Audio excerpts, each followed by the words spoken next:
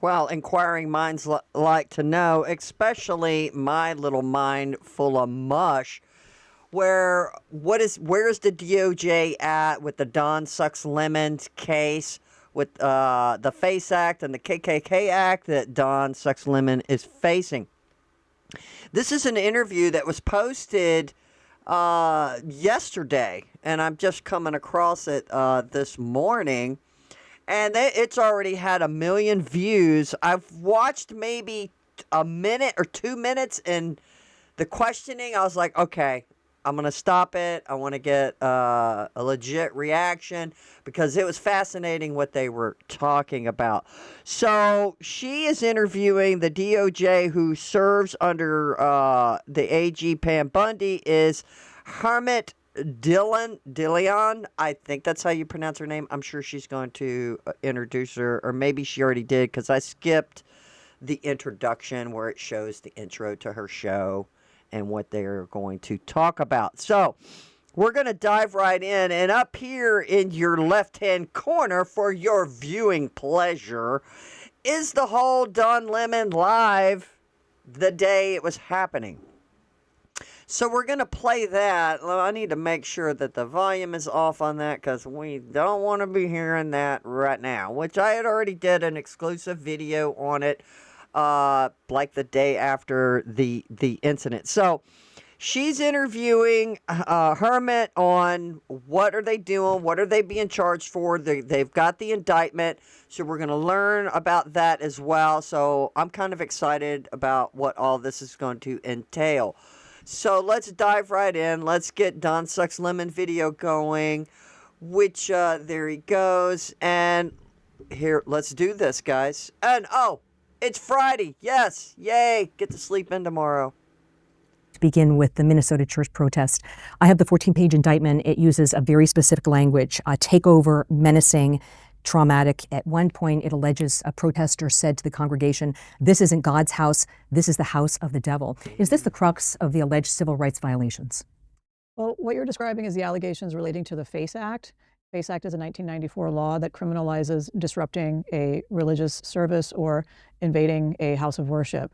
And it also covers reproductive rights, abortion clinics, as well as crisis pregnancy centers. And so that is correct. When you go into or even stand outside a house of worship and terrorize, intimidate, and or disrupt what's going on inside, that is a violation of the FACE Act. And then we've also, of course, charged conspiracy to violate federal civil rights in connection with the same offenses.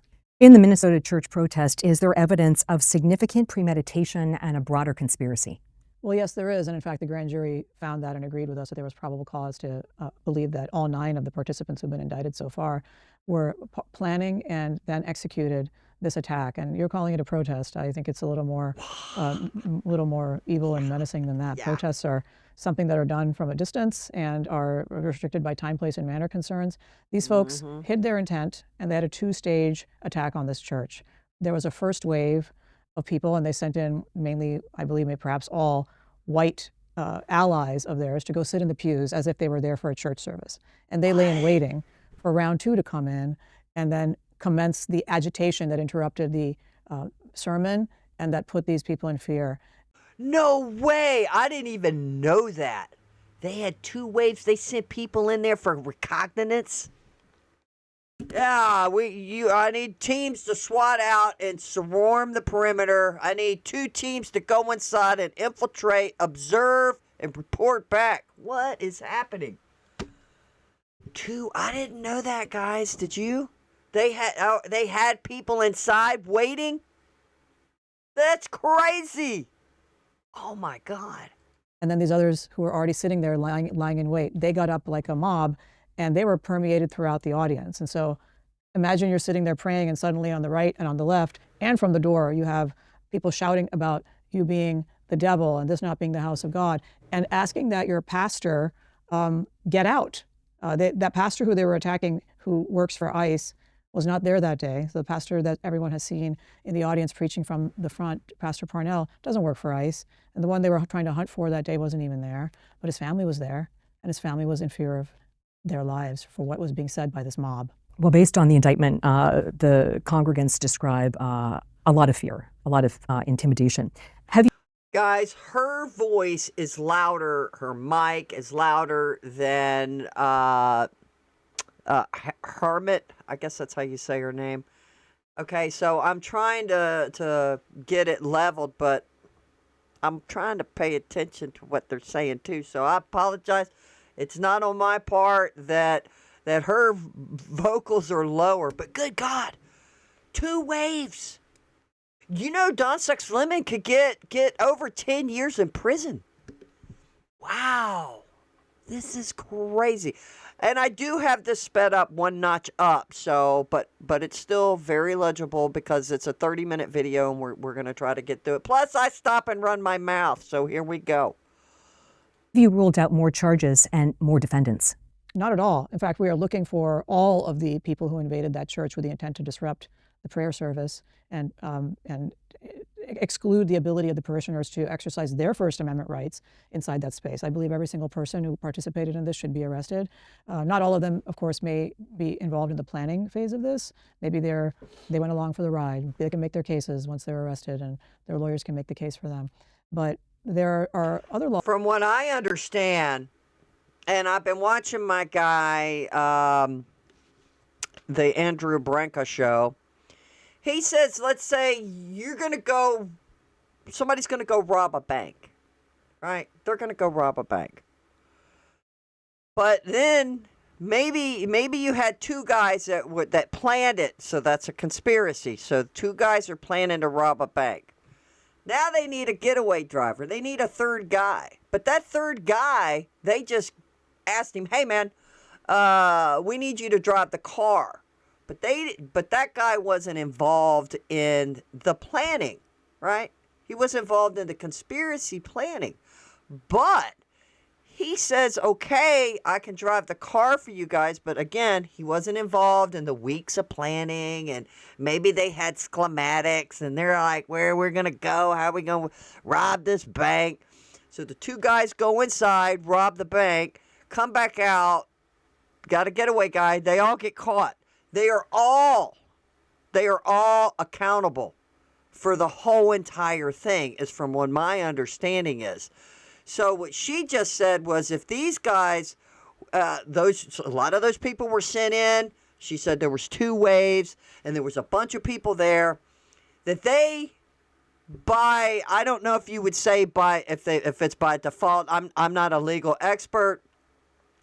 But they engaged in this act with them, even though they might have not sat around and knew it was a conspiracy, but they conspired with them. So using the bank analogy, I think does hold water, that they should be found just as guilty as Don Sex Lemon and the original organizers. That's just a point I want to try to make. If anybody's an attorney, can let me know if I'm wrong on this, which I could very well be, but from what I understand is, say somebody goes and robs a liquor store, right? You're with your buddy, right? And then y'all go in, but you didn't know your buddy was going to have a gun, and your buddy kills the guy. You're just as liable with the death, and you could be charged with murder and spend the rest of your life in prison. Laws that may come into play as well regarding financing of such events. So as we're getting into the evidence here, now that we have arrests and search warrants and so forth, we'll be able to build out more of a case. And of course, the other side can defend themselves as well. How big is the universe of suspects? Right now we're talking about 10 people. Is it 15 people? Is it 20? There are 9 people who've been arrested pursuant to the indictment. I believe the total number of people involved in this, based on what we see on the videos that were streamed by the participants themselves, is probably closer to 40 people. 40 people? Yes. Okay. Independent. Oh, and keep in mind, though, and maybe you'll catch it up in the video up in your left-hand corner, that after they terrorized these people, Don Sex Lemon was in the doorway and then the camera lady, because we know it was the lady, filming him talk to this older gentleman who was part of the church. All of a sudden, all the participants that terrorized the church come walking by. Like, I don't know how many they got on camera, but all of their faces were on camera. It's insane. These people are retarded. Journalist Don Lemon was on late night television, and he implied that prosecutors in this case have overreached. He said prosecutors can pretty much say what they want with impunity, and they don't face any sort of consequence. Your reaction? Well, of course he's going to say that. Don Lemon went into a house of God illegally and claimed that it was his First Amendment right to stick a mic in the face of the pastor during a service. That's not his First Amendment right. He's ignorant of the law. And he's got a very good lawyer. I'm sure his lawyer is telling him that he has a great defense, and maybe he does. And maybe he is able in Minnesota to not be held responsible for the crimes that he committed that day. But look, that's going to be up to a jury to decide ultimately, or a judge. And meanwhile, I and the DOJ and Pam Bondi, my boss, we treated all of the people involved in this the same way. And I have been a journalist, Catherine, and I have written some edgy stories when I was a journalist.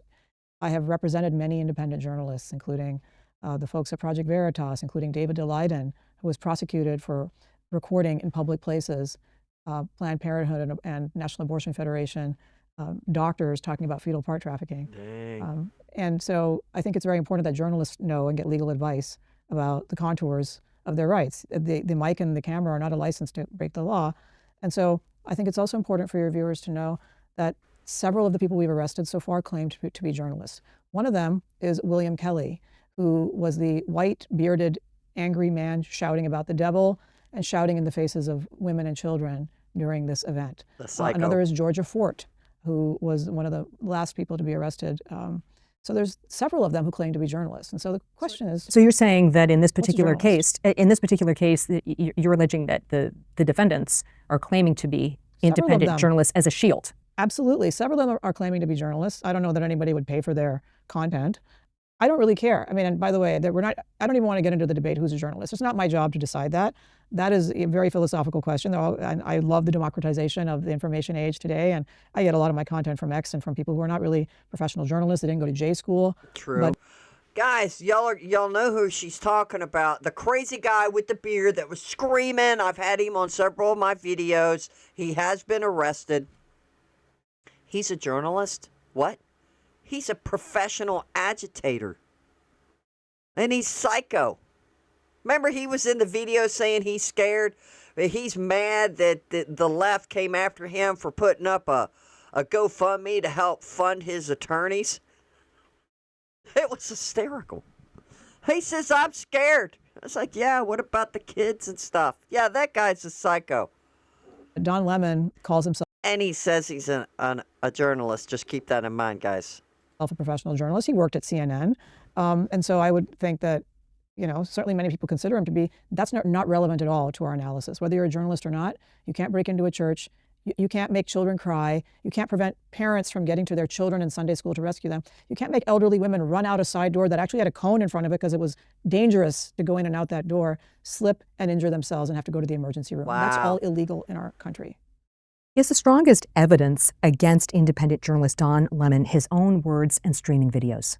You keep calling him a journalist. I'm not going to stipulate to that. But yes, as this was unfolding that day, I happened to be perpetually online myself. I'd look for civil rights cases online, and I saw this, and I was horrified. And there are hours and hours of this content, and the content includes, for the conspiracy charges, and this is laid out in the indictment, all of the pregame activities, call it the tailgating activities of bringing donuts and coffee and kissing some of the fellow conspirators, and then telling the camera he's going to turn off his camera and microphone temporarily so as not to reveal the intent of his co-conspirators as they're gathered outside.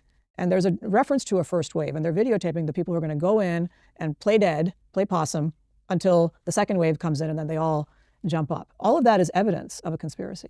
I guess I missed that when I was watching it. Maybe I need to, because when I was doing it on the video. I mean, there was so much to go over, but maybe I'll have to rewatch it. I know it's playing up in the corner, but I'll need to rewatch it to say, well, how do they know that there was a first wave that went in? That's what she's talking about, which is fascinating. Like they were really planning this to infiltrate this church on a crazy level, guys. Demonic. Don Lemon also said on late night television that he was willing to turn himself in, that they didn't need to send in federal agents. Is that accurate? Well, this is something that is frequently offered and done, but there's also reasons why you want to arrest somebody without notice. I'll just leave it at that. There may be law enforcement reasons for that. Was that the case here? Look, there's evidence in the possession of people that gets taken into evidence when they're arrested. So there's search warrants and there's executions of multiple things at the same time. So I don't want to get into our law enforcement tools, but Don Lemon wasn't singled out in this way. And I refer you to many exhibits of people who were arrested for offenses by the prior DOJ, including Roger Stone, including Steve Bannon, including a DOJ lawyer who worked in this building, who was dragged out of his house in the middle of the night, children terrorized, pre-dawn raids on a house. I mean, none of that was done here. There was a careful waiting until the event that he was at was over, and he returned to a hotel. It was a public place. And then he also complained about it later. He was boohooing like, it was an overkill. He was on Jimmy Kimmel. I thought about playing it, but Jimmy Kimmel, and then when you play their stuff, boy, they flag you quick. Yeah, it's like, nope. But Don Lemon was on Jimmy Kimmel going, describing his arrest. He was at an elevator. Nutshell, basically, he was complaining like, why'd they have so many officers just to get little old me like I'm a terrorist? Well, I could say the same thing, Don. Why'd you have 40 people storm a church with innocent people, right? Was that not overkill to do your little protest? It's a hypocrisy. Lemon's lawyer, Abby Lowell, says he was engaged in constitutionally protected activity. And then he took aim at the Justice Department. Lowell said instead of investigating the federal agents who killed 2 peaceful Minnesota protesters, the Trump Justice Department is devoting its time, attention, and resources to this arrest. And he said that is the real indictment of wrongdoing in this case. Wow. Well, I respect Abby Lowell. He's a very able criminal defense attorney. But the United States Department of Justice has hundreds of thousands of employees, and we can walk and chew gum at the same time. And we do many things on any given day at the same time. And so what I will say is that Abby Lowell also knows better. There are limits to the First Amendment.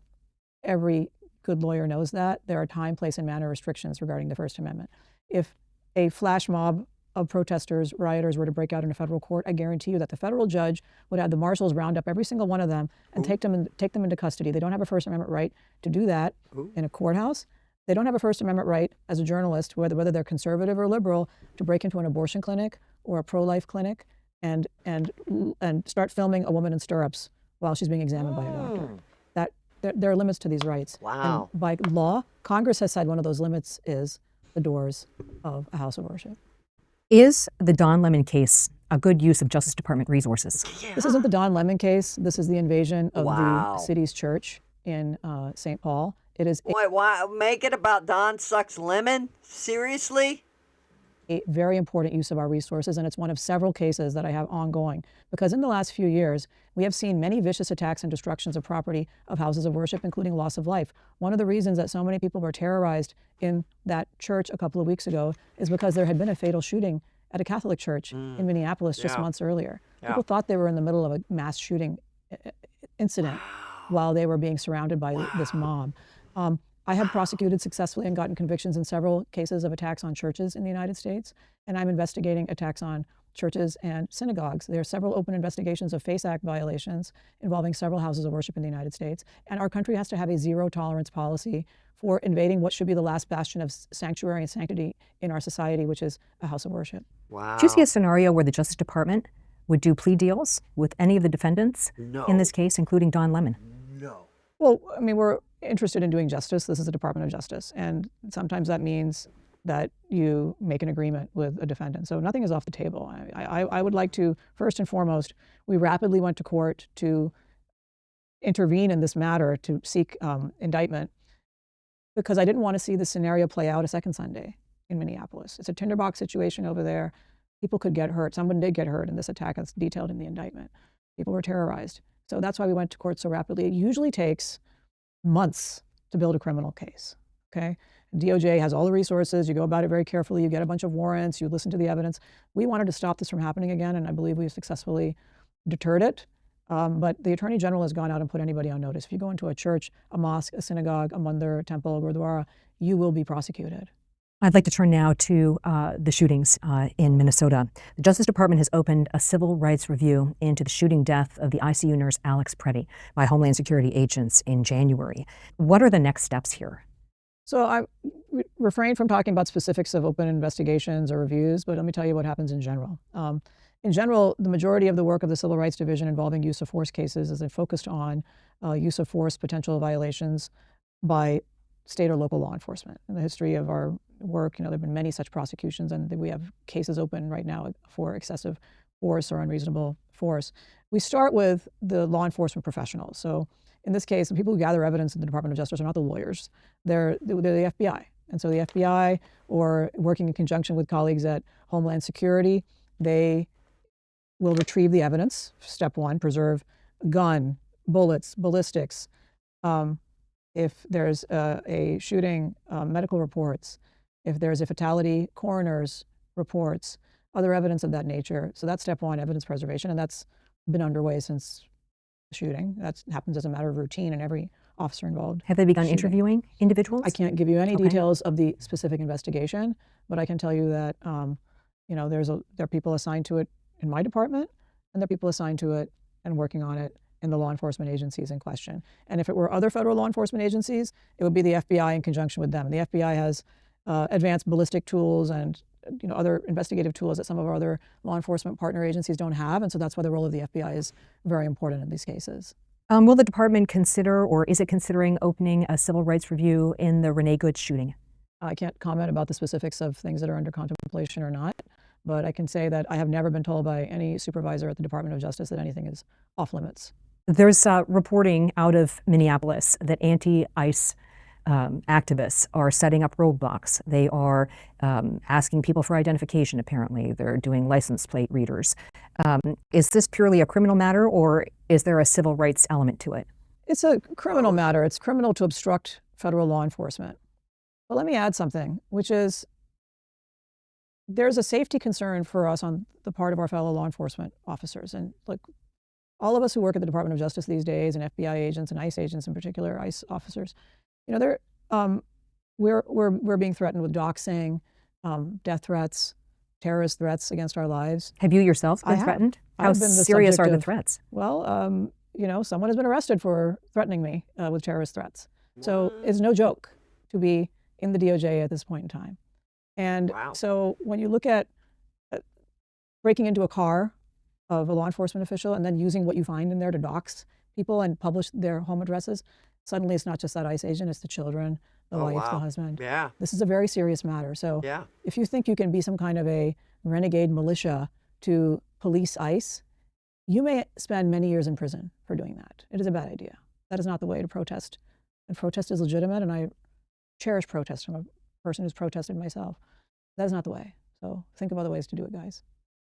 Earlier today, Tom Homan announced that they're going to make it a priority to bring full body camera deployments to Homeland Security agents and officers in Minneapolis. You reposted this. As head of the Civil Rights Division, how significant is this, and why sort of this patchwork approach among the agencies to body cameras?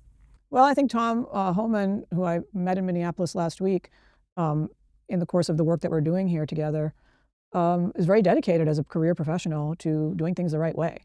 And now some of our agencies are fairly new, alphabet soup of agencies, they change names or what have you. He expressed that as funding permits, this will be rolled out in a non-patchwork way, but immediately starting with the ICE. I think it's great because I believe in transparency, and I think we need facts to evaluate whether people's civil rights have been violated. I think the body cams, when they came out with the body cams for police officers way back when, I didn't pull up the stats on it when it happened, but guess what? All of a sudden, it was in favor of the police officers, what they've had to deal with. So it actually, it helped because it's showing everything that's going on, right? It's crazy. So yeah, sure, put cams on everybody. Why not? It helps the police. It'll help ICE. It'll help the Border Patrol. Absolutely. That's very important. I welcome it. And I think it's stunning the extent to which sometimes you look at some very egregious violations of people's civil rights by law enforcement officials, and they have cameras and they turn them off. And they're like, oops, whoops, that didn't work. I mean, that's evidence of guilt right there. You're turning off your camera when you are about to do something naughty. So having a policy where they're on all the time is going to protect everybody. Finally, I want to talk about the 2020 election ballots and the voter rolls in Georgia. Fulton County, Georgia has filed a motion seeking the return of files that are associated with the 2020 election that were obtained by the FBI through a search warrant. Local authorities have called this improper. In your view, was it improper? Well, let me give you a timeline. Okay, so I've sued Georgia for its voter rolls. Georgia is one of the states that was a swing state that has refused to turn over its voter rolls as we're allowed to obtain under the 1960. Why would they refuse to? It's rhetorical. If you don't have nothing to hide, right? Here, check us out, man. We got. Look, we did everything right. But no, they refuse. That means, to me, that's kind of a admission of guilt in a certain way. And then somebody'd say, well, Rochelle, they just think the Trump administration is overreaching. Well, in this case, no, because obviously they got a warrant and they had to have some type of probable cause to get the warrant from a judge. So there you go. Provisions of the Civil Rights Act. That's one lawsuit. Now, secondly, I have reason to believe, based on our knowledge and what we've found out so far, that there were irregularities in Fulton County's processing. It's not a big leap because Fulton County has said that itself. It has come out and there have been Georgia election boards and Georgia investigations at the state level that have revealed that there was improper handling of hundreds of thousands of ballots. Now, some will say, oh, you can't prove fraud or there's no big deal. No one's investigated them. No one's done an official review of those. And so we found there to be a basis to obtain those ballots civilly under the civil rights provisions that I administer. I first tried to get them voluntarily by letters. I asked for them. The people in possession of these ballots in Fulton County had already defied requests by Georgia election officials, an election board, to obtain these. So they were already in defiance of state requests. They said no. They said, go to the judge. The judge will have them because they were part of a trial. We went to the court. The court said, I don't have them, go over there. It was like a big shell game of who's got the ballots. So I then filed a lawsuit because in a lawsuit, let's sue everybody and y'all can all figure out who's got the ballots and we can get the ballots and then we can conduct our civil review. While that case has been pending, which was filed fairly recently, just weeks ago, other colleagues of mine at the Department of Justice learned that they believed they had probable cause to obtain a search warrant regarding potential criminal violations of the law. And that is what was executed in the search warrant being executed at a election hub, some kind of election storage space offsite of where the election offices are in Fulton County. We don't know exactly what was there, whether that's the totality of what I was looking for or not. So that is to be determined. But generally speaking, when there is a criminal case that comes on the heels of a civil case, the criminal case is going to take precedence because the criminal case has implications of the Fifth Amendment and self-incrimination and so forth. And so we're working all of that out right now. But that criminal case means that a magistrate judge did their job, looked at the evidence, and agreed that there was probable cause to believe that a crime had been committed. That's under seal. Shocking. Have you seen the probable cause in this case? I have not. We're not involved in the details of that. When we spoke in November, you talked about your belief that there were irregularities in Georgia. Has the investigation uncovered evidence that substantiate your concerns that there were irregularities? Since we initiated that, I believe many more statements have come out from Georgia officials who have confirmed that the ballots were mishandled, not counted properly, but no big deal is their answer to that. I don't think it's disputed that there was mishandling of ballots in Fulton County. The reason I was seeking those ballots is to do some kind of a comprehensive review. So I haven't done it. Because I don't have the ballots because they hid them from us and they refused to cooperate with our law enforcement investigation. Will you seek the ballots in other swing states from 2020? Well, we have certain laws in place that require states and county officials to preserve the ballots for a period of time after the election. That period of time has lapsed. In this case, those ballots existed because there was litigation concerning those ballots. And so there may be pockets somewhere else in the United States where we learn that the ballots from 2020 exist. And if I think there's a reason to believe that they were mishandled or there was some irregularity, I might seek to look at them. But, I don't have those facts in front of me right now. Wow. Is the objective, or is it possible to try and conclude this investigation prior to the midterms? So probably California's done burned all of that. Minnesota, all of them. They're like, oh, crap, we better get this stuff out of here. Holy smokes. The cheating that's going on. I mean, anything is possible. We have a little less than 11 months, 10 months left. So I would defer to my colleagues who initiated the criminal investigation. They're probably going to have the first bite. Also, DNI Tulsi Gabbard is involved in that and has been tasked with looking at election security matters as well. And so I'm sure there's going to be a lot of effort to look at those and learn what we can about what happened in those circumstances. The DNI sent a letter to Congress where she confirmed that she was in Georgia there with the FBI, and she also facilitated a phone call with President Trump. Do you think the DNI's involvement strengthens the investigation or puts at risk allegations of politicization? I mean, how is it politicized? She's a law enforcement official tasked with our national security. And certainly, I don't think there's any dispute that the conduct of our elections, which are literally the way that our government comes into power, is a national security issue. And the security of our elections is incredibly important. I'm comforted as a citizen and as someone at the Department of Justice by the fact that we have national security eyes on this, as well as criminal and civil rights review. Because at the end of the day, as a voter myself and someone who's been involved in politics before I took this job, I'd like every citizen to vote. And a lot of people don't vote. They don't have confidence. They don't care. I think it's important that people have confidence in the outcome of our elections, which will in turn drive people to accept the outcome of the elections and also be more likely to vote. I think that's a very good thing, whoever they're voting for. Yeah, so I guess if you're in a, I know where my sister lived in Newport News, Virginia. She's passed away now, but years ago, we were talking about elections and stuff, and I believe it was during the Obama regime when he was first getting elected and things. And then, all right, let's go with the local voting because of the way it's district.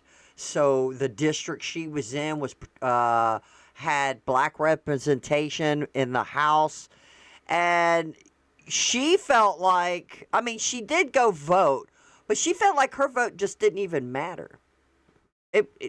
Because of the way it was district, and I guess, I mean, I could also point out, let's say the people in Minnesota, the people in some of those districts that are just nothing but Somalians, and say there is some legitimate American citizens. The Somalians are not legitimate American citizens. So let's just get that straight right there. But they're all voting. So what do you think that the legitimate citizens, how do they feel like their vote doesn't even matter? Because they're overrun by obviously corruption and the Somalians voting, ballot harvesting, tinkering with letting mail-in ballots. I mean, and then you've got a lot in the lower elections, especially for mayors and stuff. There's not a lot of turnout. So some of these mayors, there's no. That's the point too. My sister had made to me years ago. So say the incumbent is a Democrat, left-wing Democrat, and there's no opposition. There's no one opposing him from the other side. Either they're independent or conservative Republican, because they felt like they're not going to win in those particular districts. It's like, what? Yeah, because there's like, why should they bother? Why should they waste their money and their time? And this happens in a lot of the cities across America. I don't know what to do about it, other than I think we do.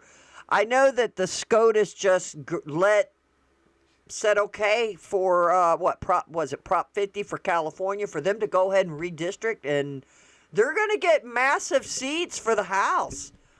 It's insane. I don't understand it. I'm not a professional here on this, but I'm just thinking, wow. But I did hear a guy that's running for governor. He has a British accent. I think it's British. I don't know. Could be Australian. I don't know. But he was on the radio this morning, and he's right up there at the top, running for the governor of California. And he was quoting how many people voted for Trump, which I think he said maybe it was like 45% Trump got the vote in California. He says if he got that, forgive me if the numbers are wrong, but whatever. There was enough, let's just put it this way. There was enough people that voted for Trump in the presidential election. He says that if those people show up to vote for the governors, he'll win. Because again, we can get back to a lot of people sit out on these local, or the governor or the mayor, the sheriff. A lot of people do not go out and vote for these. I don't know why, they just don't. And I'm guilty of it as well. So I've gone years where like, what? There's some voting going on, but usually there's a telltale sign. You'll start seeing the signs everywhere in your local area. So and so is running for sheriff. So and so is running for school board. So and so is doing this, whatever. So we need to do a better job paying attention. But I tell you what, the people in California do need to get out and vote and get Gavin Newsom. Well, I think it's Kate. Remember the crazy lady from California is running for governor? Kathy, is it Kathy Bass or something like? No, Bass is the lady that's the mayor. Katie something. Good God, I'm having a brain fart. She was the one that stopped the interview because this woman, this reporter was interviewing all the candidates that were running for governor, and then she got offended because the interviewer who asked some questions, and she asked all of them, which all of them were predominantly men. So she got all bent out of shape, and then videos came out of her cussing at her help, and cussing at her and fussing and all of this kind of stuff. So it's hilarious. But she's up there with a good chunk of percentage of the people want her as far as polling. But the guy with the accent, and I apologize, it was this morning, and I didn't go research all the candidates, but he's up there, and he's got a big chance to win and turn California over, and that'll be amazing if he does. We're going to dive into why stupidity is more dangerous than evil. Brottenheimer's warning. This will make sense in a moment. Okay, do y'all know who Dietrich Bonhoeffer is? He was a pastor, a preacher in Germany during the rise of Hitler, and he refused to comply. Hitler's army, regime, whatever you want to call it, Nazi fascism, threw him in jail. And he was killed right before the war ended. In, I think like 1945. They executed him. But he did writings on the theory of stupidity. And it's straight from, I guess he was writing it while he was in there. So this is relevant to what we're seeing happen now with these goofy people going to protests and these kinds of things. So this is why I'm saying it's going to make sense. Through a philosophical and psychological exploration of Dietrich Bonhoeffer's theory of stupidity, drawing on from his writings during his imprisonment by the Nazis. Let me make sure I got this in here for you guys properly. Yeah, my skills here. What? German theologian and anti-Nazi descendant who was executed in 1945 warned that societal dangers stem more from widespread stupidity than from outright evil. And this is what's interesting. The mental virus that spreads through groupthink and ideology, and it applies the concept to modern issues like social media. Now, I'd asked Grok to overlook this video I found on stupidity. Let's see, he's saying the overall tone reflected and cautionary, delivered in a narrative style with rhetoric questioning and historic context. It's not a high, okay, it's telling me it's not a high productive video, which it's not, but it wasn't a bad video. So they're going to break it down for me.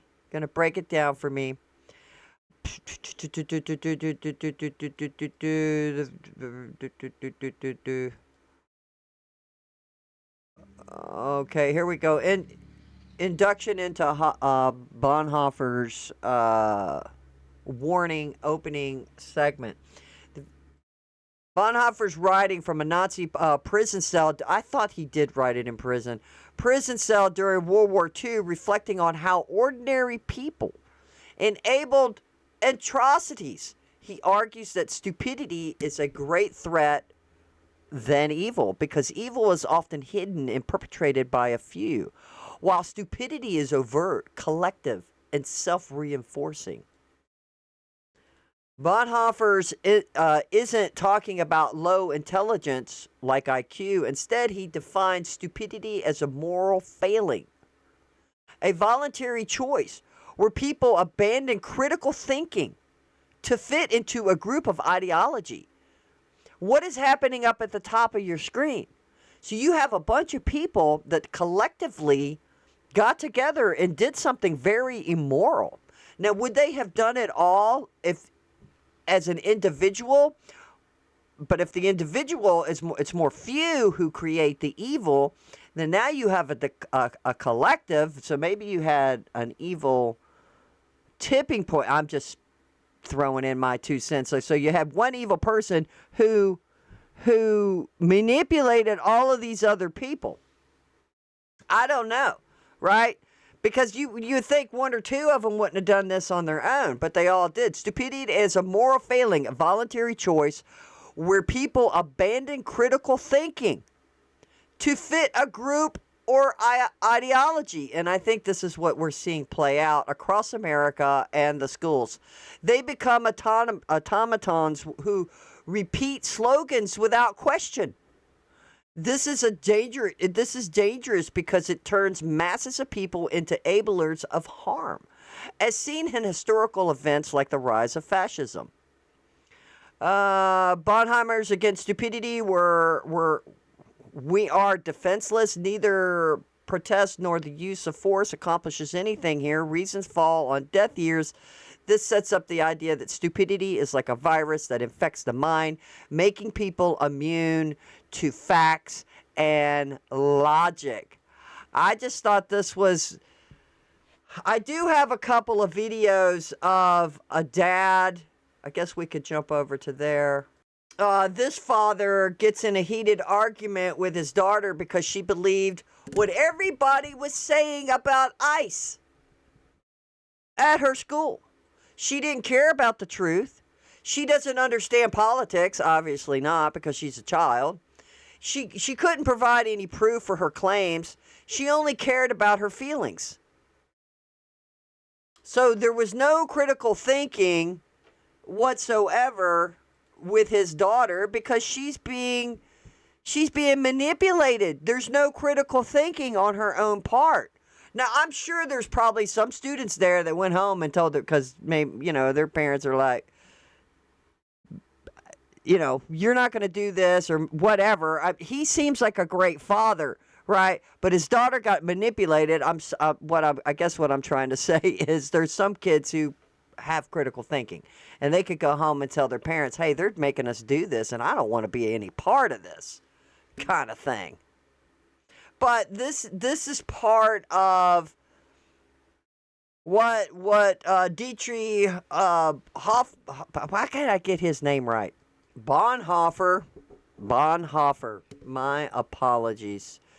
Yeah, he stood his ground. He didn't buckle down. And obviously he wasn't afraid to die because they threw him in prison because he wouldn't comply with the Germans. And the Germans just wanted to wipe out all religion. And here we have the kids are walking out of class to protest ISIS and grassroots. It's being organized by groups like the National Education Association. What is happening? One of the largest teachers' unions in the United States. This person says this email was just forwarded to him. So this is hold ICE accountable and prioritize student community safety. So this is an email telling educators, parents, and neighbors we want our schools to be safe places for learning. We want our communities to be places of connection. Masked ICE agents have made their dream impossible across our nation in states like Minnesota, California, Oregon, and Maine. How has ICE made this not a dream to go to school? Unless these people are illegal. For Pete's sake, stupidity. The threat while stupidity, evil, core arguments. Now, I took all of this from a video. It was like a 10-minute video. I asked Grok to analyze it for me, right? because I wanted to get a deeper information. And I thought the video was AI, but Grok told me it wasn't. So I asked AI to tell me if something else was AI. And the video is contrasting evil, which hides in the shadows and relies on cunning individuals, with stupidity, which marches in the streets openly. This is fascinating to me. Evil can be opposed directly, but stupidity spreads virally through conformity, making it harder to combat. Is that not what we're seeing, ladies and gentlemen, happen? And you have some very intelligent people who are perpetrating this because they know that a lot of school kids and other people are mindless sheep and will just dangle that carrot in front of them. I don't know if I had it in my stack of stuff. Maybe I did. There was another woman who apparently she's a teacher or something with autistic kids. And she offered the services of her artistic class or whatever it is that she's over to help them pack like propaganda crap for these protests, peaceful protests. I was like, oh my God, yeah, I saw that yesterday. I was like, oh, for Pete's sake, maybe libs of TikTok will follow up because I think that's where I saw them. They had posted it. Expectations drawing from Bonhoeffer's experience, the video explains how intelligent people can become stupid. When they join a crowd or movement, it's not about being dumb. It's about surrendering independence for belonging. This is crazy. For example, in Nazi Germany, many educated citizens supported the regime not out of malice, but because they stopped questioning and followed the herd. Now, what did we just say that the dad said that his daughter didn't want to know the truth? She don't know nothing about politics. She's not exercising critical thinking. She's only going by what these other adults are telling them. But then you have other adults telling adults that don't have critical thinking, and they just get into this, what do you want to call that, like a mind hive set, maybe. I don't know. This creates a snowball effect where the stupid majority drowns out dissent. Diagnostic on how smart people become stupid. Psychological angle. Let's see, into the moral choice aspects, stupidity isn't innate, it's adapted. It's adopted when people prioritize group identity over personal reasons. They lose their ability to think critically because it's easier to just echo chamber the crowd. This is insane. Now, I've seen other studies where they were wanting to, we need to get back to critical thinking. Teach children, critical thinking. Explore, ask questions, research. Don't just be stupid and follow the crowd, right? Explanation. This ties into psychology concepts like groupthink, a term coined later by Irving Jansen, but relevant here, where individuals suppress doubts to maintain harmony. Bonhoeffer saw this as a choice to become an automaton, meaning people, gosh, I can't even read today. Meaning people willingly disable their inner voice.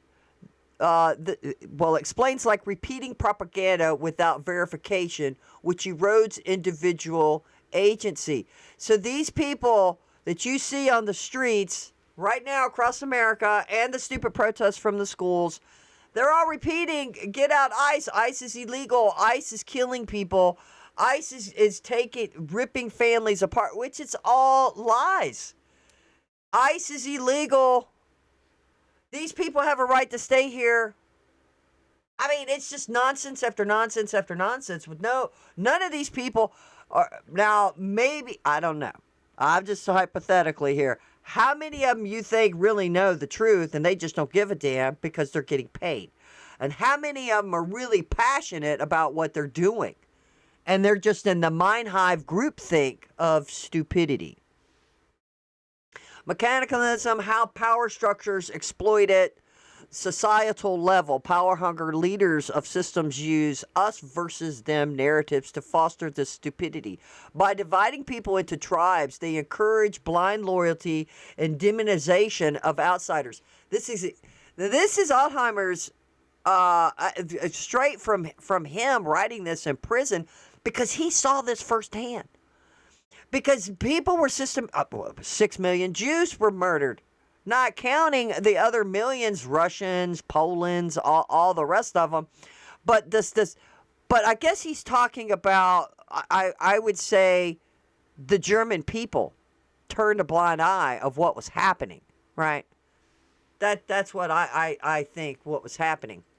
Exploration, this is how ideologies take hold through emotional manipulation rather than rational debate. This points to historical power structures like the Nazis that engineered collective stupidity by promoting conformity and pushing independent thought. I mean, they went on a rampage to tell the German people that it's the Jews' fault that we've been poor and all of this stuff has been happening, because they were in a depression. Because they did World War I, right? Germans, and they lost miserably, and the world punished them for it, right? Now, some people, later scholars, said that maybe they went a bridge too far punishing them, because the economic comeback was way too slow. I mean, they couldn't afford to do nothing. Plus, most of the world, America, we were all in a depression. So all through the 30s, and then obviously here comes Hitler, and now he's going to make a better way. We're going to make a better country, and it's just going to be pure. I mean, I guess it was the perfect storm, the right time to say these particular things, and these people just went along with it. Now, I don't know if y'all have ever watched the videos of the American soldiers forcing the locals who lived, I don't know how many miles they lived from the concentration camps, but good God, they should have been able to smell it. And they turned a blind eye. But the military forces there, they forced them to walk through the camp. And they also made them help clean up the bodies. So if you're interested in looking at something like that, it blew me away, right? Years me looking at these things, and I was like, my God, how did these people not know? They turned a blind eye. They played stupid. They didn't want to see it. So nobody wants to see it. Nobody wants to talk about abortion when they don't want to talk about it once they start seeing it, and they want to turn away and not look at it. There was a preacher on last night when I went to pick up my son from basketball, and I'm listening to the radio, and guess what he's talking about? He's talking about abortion. He starts describing a procedure. And I almost turned the station. I was like, oh God, I don't want to hear this. But then I kept it on, and then I just thought, oh Lord, it's so horrific. It's unimaginable. But then I thought, well, this is what people do. Because I almost did it. Because, oh God, either you don't want to hear it, you don't want to see it, so how are we going to combat it? Right? I was guilty of that as well, but I listened to it, and it just tore through my soul, I guess. I don't know how to explain it, like what he was saying, and it was unimaginable, right? And do even people imagine what it's like for an abortion? Up to 8 months, 7 months. It's so horrific and so barbaric and so evil that what happened here was the stupidity of non-critical thinkers throughout America, that we let propaganda influence women into having the autonomy. It's my body, it's my right, with all these slogans that make it sound okay, and that, oh yeah, this is liberating, and this kind of stuff. So I think this falls under this, is why I'm bringing it up. I think it falls under the stupidity that you don't fathom like now it's back in the States, right? So everybody's saying, well, they were talking about that too on this other program I was listening to. Well, I don't know why abortion's brought up in the last 2 days on my radio programs, but he was saying, why is even abortion a thing now? Why are people talking about it? Because that was the main thing for Democrats, has been their bread and butter. Racism and abortion. That's their bread and butter, right? So, but now it all went into the hands of the states. And some of these states, the people voted for it. And what I'm saying is groupthink is that, do these people who voted for abortion, did they really face or research what the implications of this is? What is or they just went by what the propaganda was? Would never research. And getting back to the young girl having the argument with his father, she doesn't have a clue. She don't know why they're protesting, only that the school told her that they're killing people. So she goes by what she says.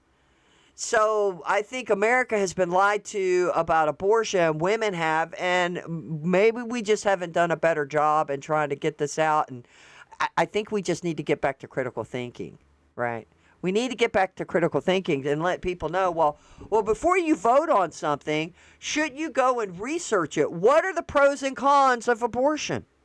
Yeah, I said it. I mean, I would think that would be a critical thinking for somebody who doesn't really know and thinking, oh yeah, well, it doesn't affect me. I mean, whether you're a guy or something, or you're just not going to have children anyway, so you don't even care. But other women have this right, so you're just going to go vote. Yeah, because I think women should have the right to vote, to go and have this procedure done to them.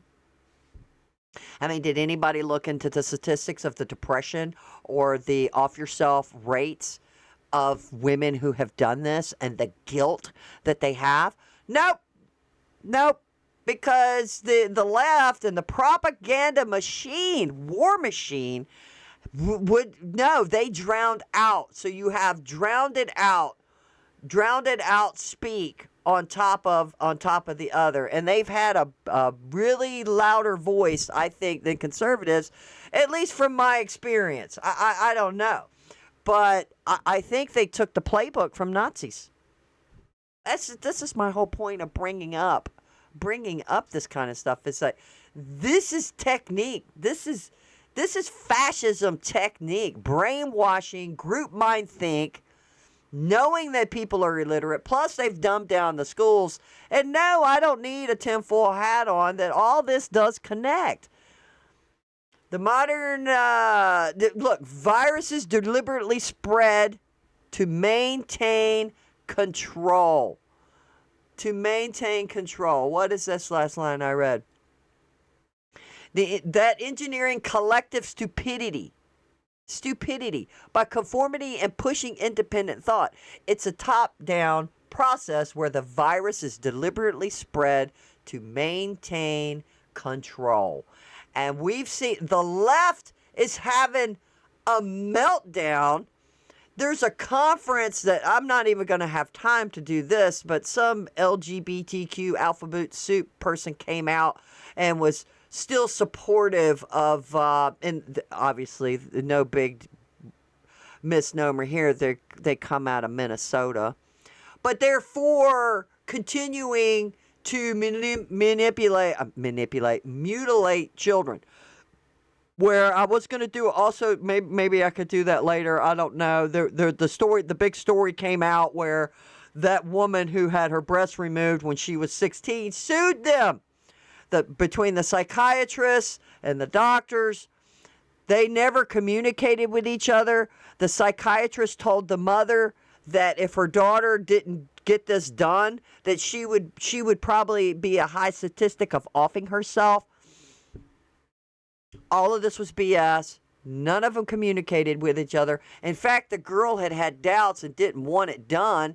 And the psychiatrist said, well, she never conveyed that to me. And the doctor who did the surgery said he didn't know about it. So what they did is they've put a halt on mutilating children. Because look, I'm thinking there's going to be more lawsuits coming out, but this is all part of this group think. This group think that perpetrated this onto young people who didn't research, like, what does this stuff do to you? What is this going to do to my body? And the girl who sued, she's in her early 20s now, right? Okay, so she's gone 4 or 5 years. And she said, why did y'all do this to me? I was 16 years old. I'm stupid. And look, these powers that be know this. Know you're all retarded and dumb before you're 25. This is a no-brainer. I don't even have to be a doctor or a psychiatrist or have any kind of degree to know this is to be true. This is science. It seems like it's pretty basic, right? We know we're not fully developed. We make all our mistakes before we turn 25, 30 years old. And here you are making, letting 10, 12, 15, 16-year-olds mutilate their body, and there's no coming back from it. There's no coming back from it. But there was a retard on doing a press conference in Minnesota. They're still doubling down with their propaganda is the point. This is all propaganda. So they're still trying to double down, but I'm going to tell you what, I do feel like there's going to be a surge of, they're going to put a halt to this because I suspect, and I thought this too, guys. I don't know if y'all did. Let me know.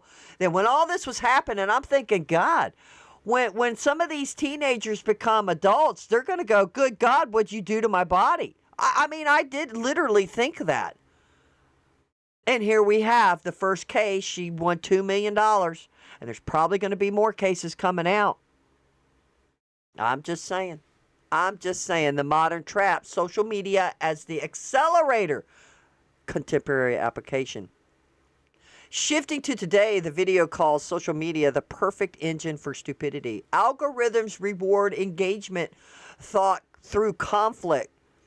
Tribalism and echo chambers amplifying slogans and punishing nonsense. This is true. And I saw something, it's in Spain, and Elon Musk reposted it. I guess he's a prime minister. I don't know who the heck this guy is. I think I did put it in a stack of stuff for yesterday. They're going after... they're going to do research on the algorithm. They're going to ban kids under 16. They can't have access to applications and all kinds of stuff. They're going after X, probably TikTok, these other places. Now they're in another country. So they could probably just block access to these things in these countries. Now, I would have to pull the article back up because I did read it yesterday, but I mean, it is brain rot, but we're in America. You have freedom of choice and things like that. I think the problem is that we have a lot of parents who are lazy and just hand their kids a phone. My kid's 15 and he still does not have his own phone. Yeah, he don't. Now the school issued him a computer. And he has that he had, but he can't get on YouTube with it. And there's a lot of sites he can't get on that the unit blocks. But I think parents are lazy. They hand these devices that puts them in contact with the world. And guess what happens? Algorithm for stupidity. Algorithms reward engagement through conflict. And that is true. I don't know how can't they change the algorithm to happiness? You know, I had a thought, Barbosa. Remember when Captain Sparrow said that to... I have a thought, Barbosa. In the movie Monsters, Inc. Was it Monsters, Inc. with the cartoon? I guess Disney or Pixar, whoever put it on. Where you had the big bear, the big blue bear, and then you had the guy with the one eye. I got my eye on you. How were they generating power? They were generating power to power their cities through fear. And then by the end of the movie, they discovered they could power the city through laughter and enjoyment. So why couldn't they change the algorithm instead of conflict and tribalism and attacking and sensationalism and and all of this stuff. I don't know. Let me know what you guys think. I mean, I think they set, I'm not an expert in the computer world, but I'm saying, don't they set the parameters of whatever the algorithm is doing? I'm assuming. I have no clue what I'm talking about, but I'm just saying hypothetical. How did the algorithm start rewarding conflict and tribalism and echo chambers, amplifying slogans and punishing nonsense? Right? How did this happen? Can they not change it? I don't know. Somebody tell me. Maybe I need to ask Grok. I need to research this. Exploitations. Platforms like Twitter, now X, Facebook, or TikTok are designed to keep users hooked by showing content that reinforces bias. This creates digital crowds where people surrender critical thinking for likes and retweets. The video warns that this speeds up Bonhoeffer's mental virus, turning smart individuals into tribal automatons faster than ever. Oh, I agree. It's a timely critique, especially for ongoing discussions about misinformation and polarization. Well, the one thing about X is I'll see things and I'll go and check it, you know. I'm like, that sounds kind of sensationalized. And I don't like sensationalized things. I want to, not, we're all different. I get it. But as far as X goes, X is just mostly 99.9, I guess, percent political. So you've got political views, you got people in politics on there from the right and the left. You're hearing all the echo. I mean, I'm seeing a lot of. Obviously, I do see more. I guess conservative viewpoints. I mean, I look at the White House stuff, Elon Musk's stuff, other people's posts, independent journalists' posts, but there's videos of CNN on there. I mean, there is a variety.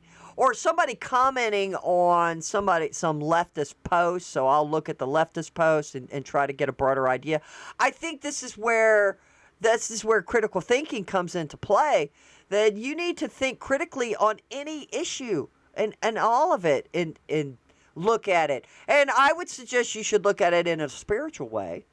Is this going to conflict or engage with your own religious beliefs, moral? The antidote, courage to think independently. Let's see, this was the closing segment. The cure is lonely courage, choosing to think for yourself, even if it means standing alone against the crowd. It encourages viewers to resist group influence and reclaim critical thinking. I agree. I guess, I don't want to compare myself to Ronheimer, but I'd rather be alone than in a crowd. I'd rather be alone than be out there on the corner or be one of the guys raiding the church with Don Sucks Lemon here, or being somebody out on the streets protesting ICE, because these people aren't thinking for themselves and they have an agenda. So a lot of this stuff too is, like I said, there could be a portion who non-critical thinkers, they're just mind hive in the group think. Some of them might be there because they just making money. And some of them are there because they're the evildoers. That's my opinion. I didn't read that anywhere, guys. That's just my opinion, and I'm not a scholar. Bonhoeffer's believed stupidity can't be argued away because it's not rational. It's emotional and self-satisfied. So what did we have lately? And I know y'all might have heard things where people talk about, well, it's how I feel. This happened a lot through the Biden administration. I saw this creeping up for a half a decade, and even longer. That things are based on your feeling and how you feel about it. Now, we could say in passing, well, I don't know how I feel about that. But you get the point. That's a little different than letting your emotions just take over because you've heard some ideology that it just hooked into your brain, hook, like, and sinker, because you're in some liberal hive mind echo chamber, and then you stopped your critical thinking at some point and just went with the flow of whatever they're saying, right? It's very interesting. So it was all about it's how you feel. Like somebody said, like why do they ask kids, in a math class, well, how do you feel today? Hey, you shouldn't be asking them that. You should be asking them, are you ready to do some math today? Let's go. Let's roll. It's not on how you feel. How do you feel about math? I hate math. No, actually, I like math, but I'm not good at it at all. Let's see. Argue away because it's not rational. It's emotional and self-satisfied. So, the solution is personal. And independent questions, everything, and avoid I can't even read or look. Calculative independence questions everything and avoid the trap of conformity. This aligns with Stoic philosophy mentioned in the tags. I've read a little bit about Stoic philosophy and emphasizes individual responsibility in a connected world. Let's see. Choose independent thought over group influences, reinforcing themes of philosophy, psychology, history, critical thinking. There you go. I asked it if it was AI, and it said no, it wasn't an AI video. I wanted to make sure. We'll wrap this up real quick. We're going to go over groupthink because this is just really good. I hope y'all are as interested in these things as I am. Groupthink is a psychological phenomenon that occurs when the desire for harmony and conformity when a higher cohesive group overrides critical thinking, leading to flawed or irrational decision making. First coined by social psychologist Irving Jansen in 1972, it describes how group members suppress dissenting opinions, ignore alternative viewpoints, and prioritize census over realistic evolution of options. I don't know, did y'all ever watch Deadly Women? Well, there was one episode in Deadly Women. Yeah, I have no life. Where the host of the show, she was a former FBI forensic whatever, and so this one particular case is where these group of young teenage girls kill another teenage girl. So basically, what she's saying throughout the show, you finally get to the meat. You know how they drag it out, and you're like, eh. Well, psychologically, what is she saying is each individual girl who killed the one girl would have not have done that on their own. That they called it a, what'd she call it? Like a, I don't know if she used the term wolf, but she called it a pack mentality. A pack mentality. And most wolf packs have a leader. So they did have a leader. One of the girls was a dominant girl in the group. And the rest of the girls just followed suit because they didn't have any critical thinking. The critical thinking went away. And because the one girl, the one dominant girl who had a beef with the other girl, she got the hive, the pack, the wolf pack, to commit this heinous crime with her. But the psychology of it was interesting is that on an individual level, each one of these girls wouldn't have done that. It was her whole point, and I thought that was really fascinating. But they got caught up into the stupidity. They got caught up in the stupidity. This can result in decisions that are extreme, unwise, or disconnected from reality, often because individuals fear rocking the boat or being ostracized, especially when they're young teenagers and they're young. Yes, and that's why you've seen now. It's not like I mean, it is kind of rare. It's not like something you hear all the time where a pack mentality, they all go. But hey, I've seen mobs. Y'all have seen them on TV. They attack somebody, the whole mob goes after them. So I guess it's more frequent than we think. Unlike simple conformity, groupthink involves a collective illusion of invulnerability and moral superiority, making it particularly insidious in high-stakes environments like politics, business, and military opportunities. I'm trying to read this fast, guys, so sometimes I misread the words, so plus I'm retarded. While groupthink has become a staple in psychology textbooks and popular discourse, some researchers argue it's more of a momentum to truthness. than a vigorous proven theory with limited empirical support despite its widespread acceptance. I think it's dead on. I really do. I think it is dead on. Let's see. In 1998, review 25 years of research found inconsistent evidence suggesting that concept thrives more on anecdotal appeal than solid data.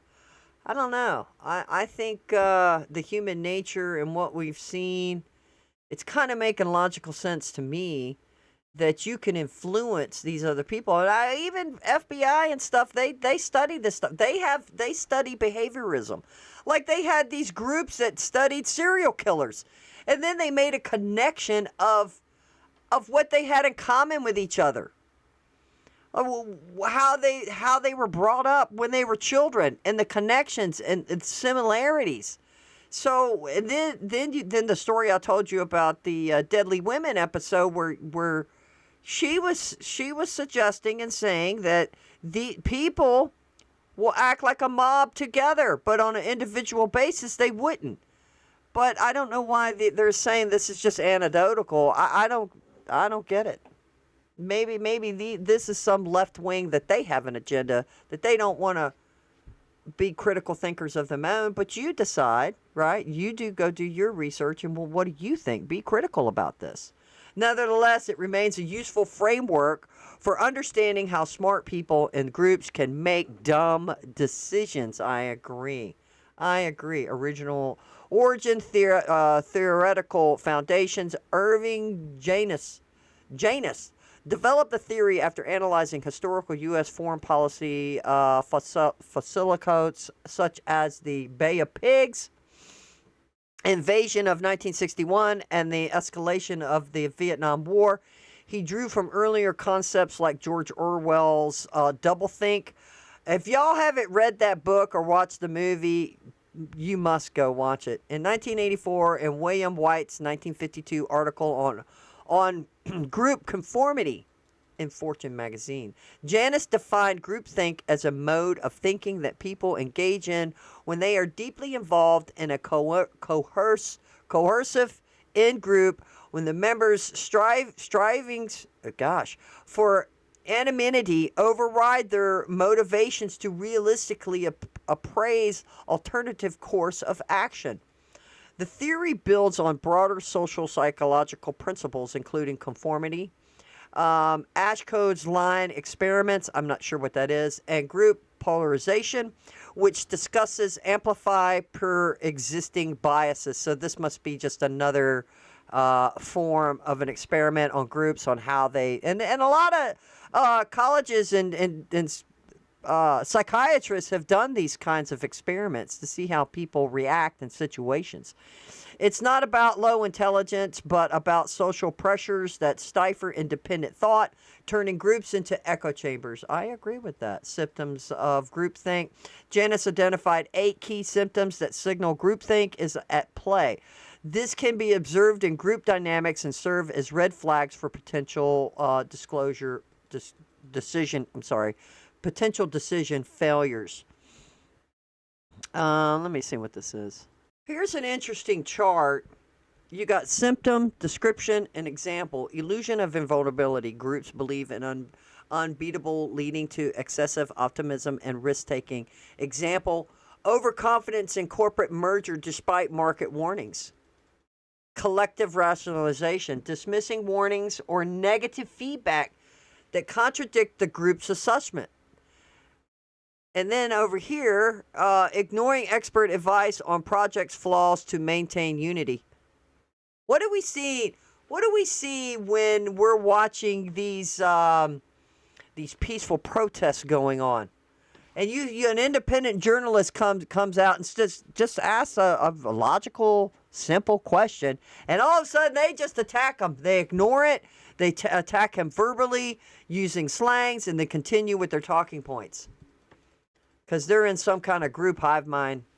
Belief in inherent morality. Assuming the group's actions are ethically or right by default. Justify unethical businesses practices as necessary for the team. Stereotyped views out of groups. And the next one is viewers, outsiders, or critics as weak, evil, and incompetent. Example is labeling dissenters as disloyal and ununiform. This just reminds me of all the rioters. Direct pressure of dissenters, pursuing members who question the consensus to conform. Wow. Silencing a team member who raises concerns in a meeting. I don't know. I think this is a lot of evidence that is showing this stuff. Let me see. Cause and we need to wrap this up. Man, this video is going long. Causes and contributing factors. Group thinkers don't happen in every group. Certain conditions make it more likely. High group coercion, while often positive, can backfire when combined with structural flaws, isolated groups, directive leaders, or lack of impartial processes. Provocative situational context, high stress, recent failures, or moral dilemmas that push for quick unity.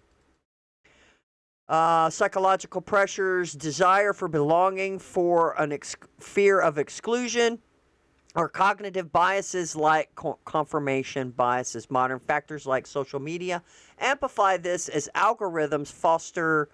Do I not have that in there? Good. Yeah, I do. All right. Let's see. Algorithms. Modern factors like social media amplify this as algorithms foster echo chambers where users conform to tribal views. For instance, recent X discussions link groupthink to political polls in Canada, where herd mentality influences public opinion swings. That's crazy, right? Consequences and real-world examples. The fallout from groupthink can be disastrous, leading to financial losses, policy failures, or even loss of life. Historical examples include, well, I can just tell you right now that, what's her name?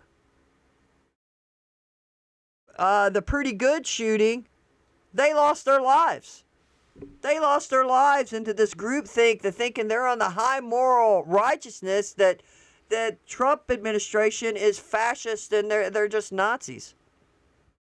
Bay of Pigs invasion, U.S. advisories under President Kennedy ignored risks, assuming Cuban exiles would succeed, resulting in humiliating defeat. Challenger space shuttle disaster. NASA engineered suppressed concerns about O-ring failures due to launch pressures causing the shuttle's explosion. Oh my God, financial crisis. Bank executives and cohesive boards dismissed housing bubble warnings, prioritizing short-term gains. Well, that happened because, what was it, Freddie Mac and Freddie Mae were giving people loans who couldn't pay them back, all in the guise of compassion. Compassion for the minorities. The people need a house. In contemporary settings, groupthink appears in corporate scandals. Enron's accounting fraud. Oh, that was bad. And social movements. On X, users have tied to it to cult-like behaviors in politics or discussions on human sexuality, where group consensus overrides individual critical analysis. Other critiques Ron Paul's hearings, suggesting ignorance of groupthink in organizational psychology could hinder effective oversight, even in everyday scenarios like biased decisions, making it biased blogs. It shows how psychological influences choices. Critics note that while these examples fit the narrative, attributing failure solely to groupthink oversimplifies complex events with other factors like individual hubris often at play. I don't know. I mean, yeah, that's a good point. I'm not a Jordan Peterson to really deep dive. I'm just an average person, but there are evidence of group hype think and that people can be manipulated. And we know this. Young people can be manipulated. We're all manipulated to some point. When you see an advertisement for a cheese pizza, all of a sudden you're hungry, right? Criticism in modern debates, despite its popularity, groupthink theory has faced scrutiny. Empirical studies, including lab experiments and case analysts, show mixed results. Some support symptoms like self-censorship, but others find no strong link to poor outcomes. Detractors argue it's, can I say this word, tautological. Bad decisions are retroactively labeled groupthink without predictive power. A British psychological society article calls it a monumentum to truthness. Accepted as fact despite weak evidence possible due to its initiative appeal in explaining scandals. I think it affects the weak-minded. Earlier in the article we said, stupidity, this groupthink doesn't, it's really not about IQ, or either it's going to be about conformity, or you want to be a part of a group. In today's polarized world, groupthink is invoked to debates over echo chambers in media or politics, sometimes as politically incorrect claim that certain ideologies, progressive or conservative tribes, suppress dissent. For example, ex-users discuss it in reverse psychology tactics of tribalism, subsustaining in how it weaponizes conformity. This application holds even if the original theory is overstated, as real-world observations of suppressed debate in group align with broader conformity research. Prevention strategies. We need to wrap this video up. Let's see. Encourage a culture of dissent. Appoint a devil's advocate to challenge ideas. Seek eternal endpoint. Consult outsiders or anonymous feedback. Break into subgroups divided for independent analysis before reconvening. This is to combat groupthink. Janice and others recommended fostering open dialogue. Leaders stay neutral. Avoid stating preferences earlier to prevent bias. The group, that might be very difficult to do that. Unless you've just had a script that you could stay by. So you would have, I'd say, have a controlled group and then another group, just whatever, right? And then see how those promote critical promote critical evolution using techniques like pre-mortems, imagining failure in advance. In digital age applications, tools like diverse social media creation or fact-checking can help individuals resist online groupthink. Ultimately, awareness is key. Recognizing symptoms empowers groups to pivot towards better decisions. Well, I hope y'all got something out of this. I thought it was fascinating. And it just reminded me of just how all the groupthink that's going on with the rioters, with the woke. How did they promote this? How did these people just come out of the woodwork? What is up with all these white liberal women who are middle-aged, probably a house full of cats, that have nothing else better to do than to jump on this because of feeling, because of passion, or maybe they wanted to belong to something because they don't have a husband, they don't have a boyfriend. I'm just throwing out, critical thinking here. Maybe I'm wrong. I don't know, but it doesn't hurt to critically think about these things. It's like, what did you see, and why in the King's rally we saw massive elderly people and a lot of these protests across the country? Like, what is that all about? And we all know this isn't grassroots. This has been through propaganda and indoctrination, which I think is made it to where they can't think on their own. They've just jumped into this mind hive think machine of the wokeness, the madness, and then all of a sudden it expanded out into fear. You want to be a furry, promoting, getting your privates cut off, all of this stuff. It's like, where did this come from? How did these kids even know about this? It was through propaganda and pressure of that pressure machine, and the schools were involved in it. How would all our kids know this? So not just the schools, but probably they have access to TikTok, they have access to YouTube. other social medias that young people use that promoting a propaganda that put them in a hive mind think tank. Because if they didn't have access to that, then could you one say, well, they would have never had that thought in their mind, right? Why would a kid want to read a book on how to do the nasty with another boy at 10 years old? Unless he walked into the library and the book was there. It's all about propaganda, pushing an agenda to become part of this liberal, we'll call it a liberal hive mind. There is also a YouTube channel called Liberal Hive Mind. I suggest you go check him out. He's got some really great programs called Liberal Hive Mind that you need to do that. So anyway, I have no idea what I'm talking about because I'm just an average person who's just fascinated with the psychological part of it, yet I do not have a degree in any of this. And I could be completely wrong. But as some of the research, and I'm doing my own critical thinking, this makes logical sense to me. Now, as further research, and never forget, guys, every day is a learning. Every day, the learning never stops. You're going to learn something new every day. Tomorrow, I might learn something. In the next hour or so, I might learn something.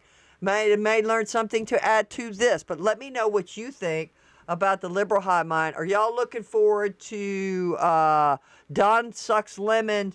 Hopefully, they throw the book at these people for what they've done. I think what we just discussed applies to these rioters.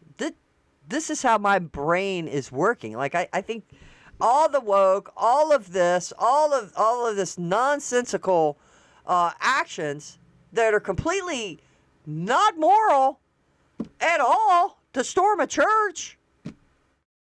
There's something wrong with this. Like, would somebody on an individual do this on their own unless they were coerced by the hive group? And then boom, you bring in more and the hive grows. Now, generally, there's the people that are evil, like they were saying earlier in the article, is far few and more individual, that they would go out and commit heinous, because evil would be right there. But now you have this collective of stupidity that ends up doing immoral things. All right. Like, share, subscribe, and always remember, whatever you do, try to use critical thinking and never be